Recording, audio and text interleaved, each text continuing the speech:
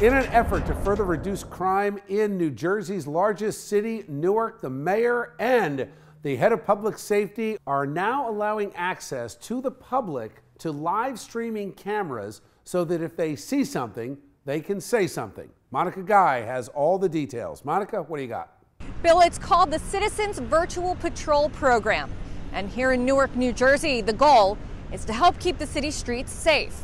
Mayor Ras Baraka announced yesterday this initiative is being expanded to include hundreds of cameras posted all over the city. People I spoke with, though, say while the aim might be to keep the city safe, they wonder just who's watching those video cameras. If they do report it, just hope that who they reported to reports it correctly. Some people just don't do their job.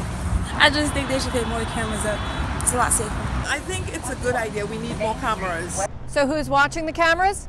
Well, there's a virtual command center manned by the Newark Police Department. Anyone can log on to a website with the Newark Police Department, report a crime, and if it's seen on those cameras, the police can then dispatch a crew to the scene directly. If this can help and maybe keep the thugs from being thuggish, I think it's a good thing.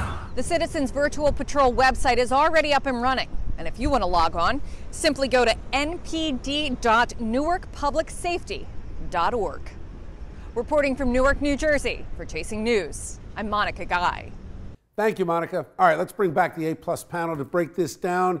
Got at least two attorneys on our panel. Let's start with you, Bob. The issue the ACLU brought up is a privacy concern. My point on that and the Newark government's point on that is, what are you talking about? Public space, public square. Right, and that's been decided by the Supreme Court. It's not a privacy issue by the legal context, if you will, that will be successful. What is problematic in my mind, as far as a prosecutor's perspective is concerned, is that this could actually be used by bad guys and bad girls to go out and surveil and do nefarious activities. I think the idea is great in order to reduce crime in major areas, but I would like to see the community groups be vetted a little bit in monitoring those cameras, almost like a neighborhood watch. But mark my words, Bill, somebody will use, I've learned this as the prosecutor, with computers or with whatever technology, as good as it is, bad guys will use it in a bad way. Lisa, given that there's a downside to anything you do, nothing is perfect. I was just going to say that, Isn't Bill, this a good idea to get the citizens involved in their own self-protection? Absolutely. Like you said, by law, there's no presumption of privacy in the public. We know this already. We have surveillance cameras in many areas already. It's just like the internet. We have the internet, but there were people that were on the internet trying to find kids for sex. Does it mean the internet is bad because bad people are using it? So there are people who are going to use it for good, and those people who are going to use it for bad is going to happen anyway. I love the idea. I live in Newark, and I have nothing to hide. Please record me.